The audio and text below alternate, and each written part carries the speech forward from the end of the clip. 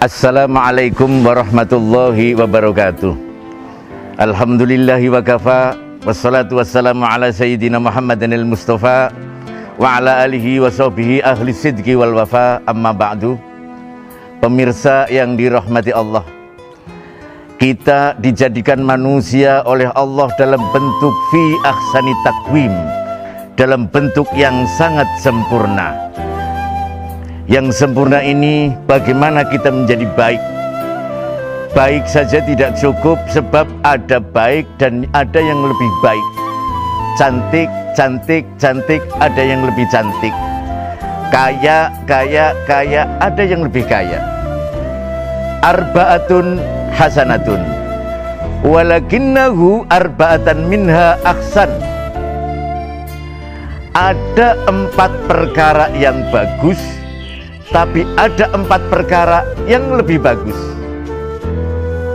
Al-khaya'u minar rajuli hasanun walakinnahu minal mar'ati ahsan.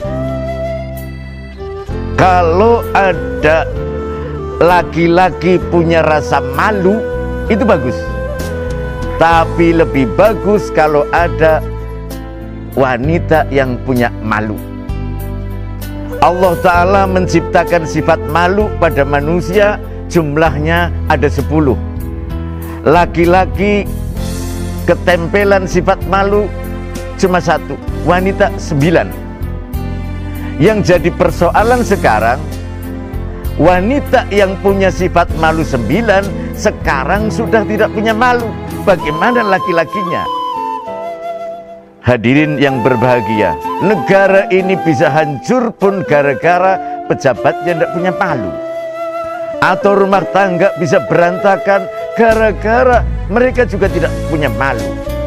Bahkan memelihara malu ini pernah menjadikan seorang ulama masuk surga. Ada cerita seorang ulama mau beli beras, kemudian mendekati juragan beras yang ternyata wanita yang sangat cantik. Tiba-tiba wanita itu kentut dengan bunyi yang sangat nyaring.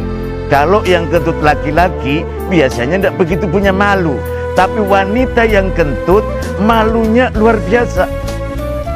Si laki-laki ini mendengar kentut wanita ini dan menjaga malunya si perempuan. Dia pura-pura budek seperti Bang Bolot. Dia nanya, "Mbak, ini beras berapa harganya?" 10.000. Gimana 20.000? 10.000. Wanita itu berpikir, oh, lelaki di depan saya berarti tidak mendengar. Berarti tadi saya kentut, dia tidak mendengar.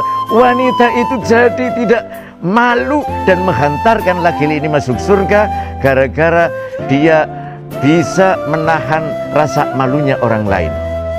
Yang kedua, wal adlu ala kulli ahadin hasanun walakinnahu minal umaroi aksan. Kalau ada orang punya sifat adil, itu bagus. Tapi lebih bagus manakala ada pemimpin yang adil, pemerintah yang adil. Pemirsa yang dirahmati oleh Allah, padahal untuk menjadi adil sesuatu yang sangat berat. Kalau ada lurah adil, itu jaminannya surga. Lurah itu surganya bukan dengan tahajud. Pemimpin itu tahajudnya, surganya bukan dengan duha. Pemimpin surganya hanya dengan adil. Besok dari 7 golongan yang dilindungi di mahsyar. Berarti adil itu sesuatu yang sulit, maka hadiahnya surga. Coba adil itu mudah, paling hadiahnya panci atau kompor gas. Berhubung hadiahnya surga, berarti sifat adil itu sesuatu yang sangat sulit. Dan masing-masing kita adalah pemimpin. Kita harus adil dalam memimpin keluarga. Anak kita diberi pengetahuan agama, sekaligus juga umum. Ini adil, jangan umum saja. Nanti kita tidak menjadi adil dimulai dari keluarga kita. Yang ketiga, wat taubatu minas saykhi hasanatun walakinnahu minas sabi ahsan. Kalau ada orang tua taubat, bagus. Walakinnahu minas sabi ahsan. Tapi kalau ada Mahmud taubat, mamah muda taubat, itu lebih bagus. Kalau tua taubat udah bau kuburan, tapi muda tobat, itu luar biasa. Makanya yang muda-muda bersegera taubat, karena disitulah akan ketemu kebaikan yang luar biasa. Yang keempat, wal judu minal aghniyai hasanun walakinnahu minal fuqara'i ahsan.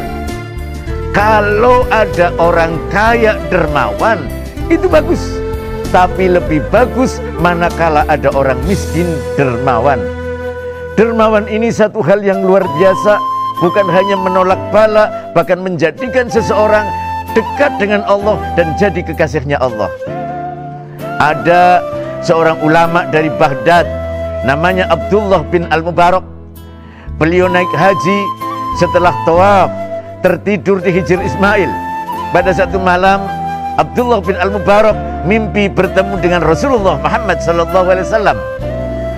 Di dalam mimpinya, Rasulullah mengatakan kepada Abdullah bin Al-Mubarak, "Ya Abdullah bin Al-Mubarak, idza raja'ta ila Baghdad fathul mihlata kata wa kata fatlub bahran al-majusi faqala minni assalam faqul innallaha ta'ala radin anka."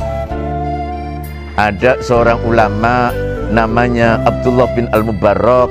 Beliau naik haji, selesai tawaf, beliau tertidur di Hijr Ismail, kemudian mimpi bertemu Rasulullah, dan Rasulullah mengatakan, "Hei Abdullah bin Al-Mubarak, kalau anda pulang ke Baghdad, cari seseorang dari satu desa ke desa yang lain, namanya Bahram, agamanya Majusi." Dan Rasulullah mendatangi Abdullah bin Al-Mubarak 3 malam berturut-turut di tidurnya Abdullah bin Al-Mubarak di Hijr Ismail.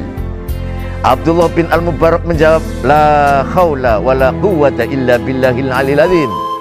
Sepulang dari haji, Abdullah bin Al-Mubarak dia mencari seseorang yang namanya Bahram, agamanya Majusi. Singkat cerita, ketemu. Anda yang namanya Bahram, betul? Agamanya Majusi, betul? Saya mau tanya bagaimana? Soalnya saya bermimpi Rasulullah mendatangi saya harus menyampaikan salam Rasulullah kepada anda. Dan Rasulullah mengatakan Allah ridho sama anda Bahram, padahal agamanya Majusi. Majusi itu kafir yang paling dalam, itu Majusi. Apa amalan anda yang istimewa wahai Bahram? Bahram menjawab dengan sombongnya, "Seluruh amalan saya istimewa." Contohnya saya itu orang kaya raya. Supaya harta saya tidak keluar, anak saya yang cantik saya nikah sendiri. Itu kan amalan istimewa. Kata Abdullah bin Al-Mubarak, "Oh, itu amalan yang dilaknat oleh Allah dan Rasulullah. Mungkin ada yang lain lagi." Wadah. Ketika malam pertama saya dengan istri saya yang sebenarnya itu anak saya, kemudian di luar ada wanita memakai pelita, kemudian mengendap-endap wanita itu tua itu. Saya punya keyakinan bahwa wanita itu adalah pencuri. Kemudian saya keluar dari rumah, saya kejar wanita itu. Ternyata wanita itu pulang ke sebuah rumah yang sangat sederhana. Ternyata di dalamnya ada 3 anaknya. Saya mengintip orang itu, kemudian mendengar percakapan ibu-ibu tua ini. "Wahai anakku," kata si ibu tua di dalam gubuk, "hari ini ibumu sudah keliling desa mencari rezeki, tapi Allah belum kasih. Sabarlah kamu, seharian belum makan. Tadi sebenarnya ibu mau minta sedekah sama Bahram yang Majusi itu, tapi ibu memalu sama Allah. Masa meminta Bahram yang agamanya Majusi, ibu memalu. Sehingga kamu sabar ya nak, hari ini tidak makan." Bahram mendengar cerita ibu itu di luar gubuk. Si Bahram pulang ke rumah, kemudian mengumpulkan makanan dalam satu baskom. Dengan tergesa-gesa, Bahram langsung mengirim makanan ke ibu tua yang miskin itu. Kemudian diberikan kepada ibu tua itu. Kemudian Bahram itu pulang, dan Bahram diceritakan dengan Abdullah bin Al-Mubarak. Apa kata Abdullah bin Al-Mubarak? "Wahai Bahram, amalan sodakoh Anda ini yang menghantarkan Rasulullah salam kepada Anda, dan Allah ridho sama Anda. Bersama dengan itu hidayah Allah turun, Bahrom sujud dan meninggal dunia. Dalam cerita ini Bahrom diangkat menjadi walinya Allah, kekasihnya Allah. Para pemirsa yang budiman, dalam cerita ini saya bisa memetik kesimpulan, berhijrahlah kita dari baik-baik menjadi lebih baik. Berhijrahlah kita dari yang kurang adil menjadi adil, apalagi kita pemimpin. Kemudian hijrah kita dari yang tobatnya biasa-biasa saja menjadi taubat nasuha. Yang terakhir, dalam hidup kita ada semangat berbagi, apalagi di era pandemi seperti ini.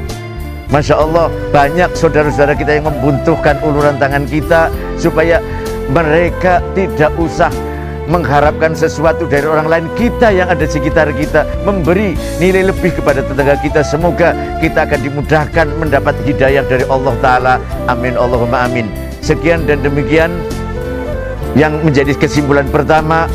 Pokoknya dalam era hijrah ini adalah kita sebentar lagi akan merayakan 17 Agustus dan kita harus mensyukuri kemerdekaan ini. Ini juga ada kaitannya dengan hijrah seputar keberadaan negara Indonesia. Ketika Rasulullah berhijrah ke Madinah, di Madinah itu namanya Yasrib. Kenapa kota ini namanya Yasrib? Karena kota ini yang mendirikan pertama seorang laki-laki bernama Yasrib bin Laut bin Amlik bin Syam bin Nuh. Cicitnya Nabi Nuh namanya Yasrib, bin kota namanya Yasrib. Ketika Rasulullah menjadi pemimpin di Yasrib, apa Rasulullah langsung mendirikan negara agama? Apa Rasulullah langsung mendirikan negara suku, misalnya negara Arab? Tidak. Apa yang Rasulullah canangkan di Yasrib? Rasulullah mengedepankan hukum tamadun, hukum yang beradab, namanya tamadun. Masyarakat yang menjalankan hukum tamadun namanya mutamaddin. Negaranya namanya Madinah. Dari Madinah itu adalah lambang keberadaban, lambang hukum yang adil, lambang orang hidup beradab dengan beragama. Ini namanya Madinah. Lucunya, sekarang yang menggunakan apa yang dilakukan oleh Rasulullah ada di Den Haag, sehingga pengadilan mahkamah internasional harus di sana. Atau mungkin di Yunani, seorang presiden bermalam-malam dia di alun-alun kota tanpa paparazi, tanpa pengalaman, tanpa pengawalan, aman di sana karena menggunakan tamadun.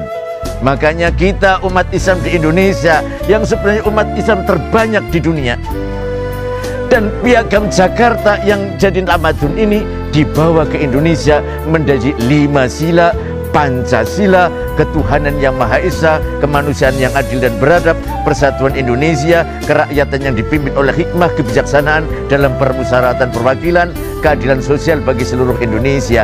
Ini sudah cocok secara syar'i menuju negara tamadun, masyarakatnya mutamaddin, Indonesianya jadi Madinah. Kedua, menjadi sentral akhlak umat Islam. Boleh ada di sana ilmu-ilmu agama Islam, tapi akhlak agama Islam akan ada di negara ini, negara Kesatuan Republik Indonesia. Pemirsa yang dirahmati Allah, semoga kumpul kita, pertemuan kita pada siang hari ini akan mendapat ridho dari Allah. Kita akan mencapai puncaknya keinginan kita, kebahagiaan di dunia sampai kebahagiaan di akhirat. Fid dunya hasanah wa fil akhirati hasanah wa qina adzabannar. Semoga tercapai menjadi cita-cita fundamental kita dan akan menempuh pintu yang terakhir adalah husnul khotimah, dengan kita berhijrah dari baik menjadi baik, pada gilirannya happy ending dengan husnul khotimah. Sekian dan demikian, semoga bermanfaat. Wabillahi taufiq wal hidayah. Wassalamualaikum warahmatullahi wabarakatuh.